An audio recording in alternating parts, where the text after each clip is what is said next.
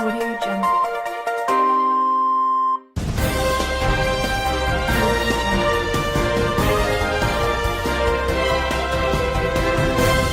Evening, everybody. Storm Gene here today, and look what we have here.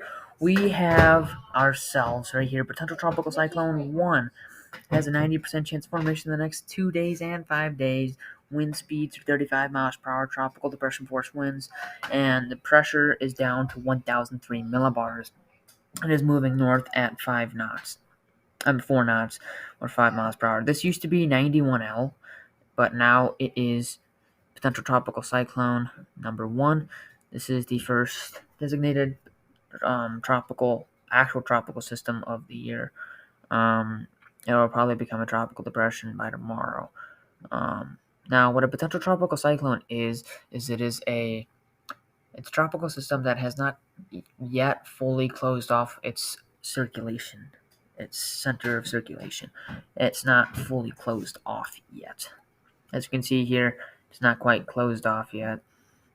So yeah, I'm going to click on here. We do have a cone out for it, and we do have flooding out here for it. There is a moderate risk for flash flooding around here. I'll take you guys to the Weather Prediction Center here soon. It is forecasted to have 50 mile per hour winds at peak in about 3 days. And right now, it will become a tropical cyclone in the next 12 hours. Well, 12 hours from the issuance of this, then it will very quickly after that become a tropical storm. And this is going to get the name Alex, Tropical Storm Alex. As we were talking about yesterday, it was looking like it was going to make landfall a tropical storm. A lot of people were saying that it wasn't. But look, it's going to become a tropical storm right here and landfall as a tropical storm from what the National Hurricane Center is saying. So I was pretty darn good to say that it's going to landfall here. It's going to be landfalling here at about 40 miles per hour. As it gets out over here, it'll be about 50, 45 out here. Now, Bermuda is just on the edge of that cone, so remember Bermuda, you should be taking your looks at this and prepare just in case, because this cone, the center, this is not the size. This is not based on the size of it. This cone lets you know that anywhere the center of the storm can pass, anywhere in this cone. It could pass right here. It could go here. It could go through the center of it. But it could go anywhere. So it could go right over Bermuda for all we know. So Bermuda, you need to be keeping your eye on this system. Now, of course, we're already having impacts down here in the Yucatan Peninsula. There's been heavy rainfall down there. This is going to cause some major rainfall impacts on Florida, the Florida Keys, and potentially even down here, could even Cuba, and in the Bahamas. And then it's going to move out to sea over the next few days. About Sundays, where it's going to move out to sea.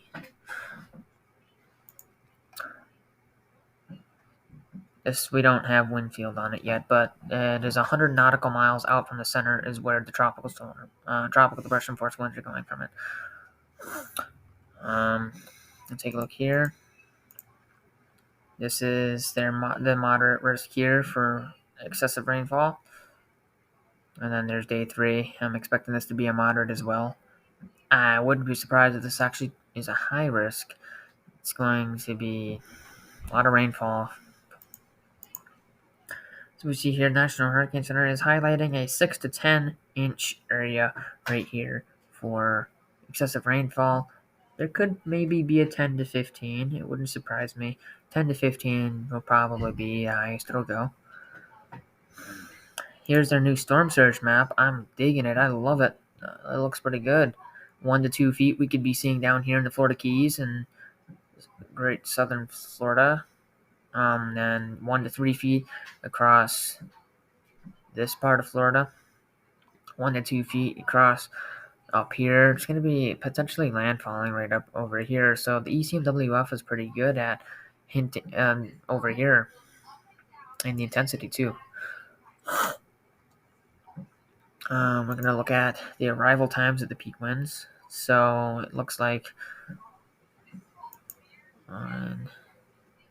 most likely we'll be seeing tropical storm force winds right here at about Saturday 8 a.m. for the western coast of the Florida Peninsula. So, but right now, it's lower chances right now. This is a 10 to 20, maybe a 10 to 30, 20 to 30 chance right now. We're going to read our discussion on it. There should be a discussion. Public advisory, that's what we're looking for. As you see right here, it's got 1,003 millibars. Tropical storm watches are in effect for the west coast of Florida. The disturbance was centered near latitude 21.5 north, longitude negative 87.5 west. The system is moving toward the north at 5 miles an hour, or near 5 miles an hour, and this motion is expected to continue tonight. A turn toward the northeast is expected on Friday, and a faster motion toward the northeast is expected Friday night. It should be moving at about 6 miles an hour, then it should bump up to about 12 miles an hour, and after it landfalls, bumping up to about 17 miles per hour. On the forecast track, the system should move across the southeastern Gulf of Mexico through Friday night, and then move across the southern and central portions of the Florida Peninsula on Saturday. Minimum sustained winds are currently 35 miles an hour, with higher gusts, probably about 45 probably is my estimate, probably 45 mile an hour gusts.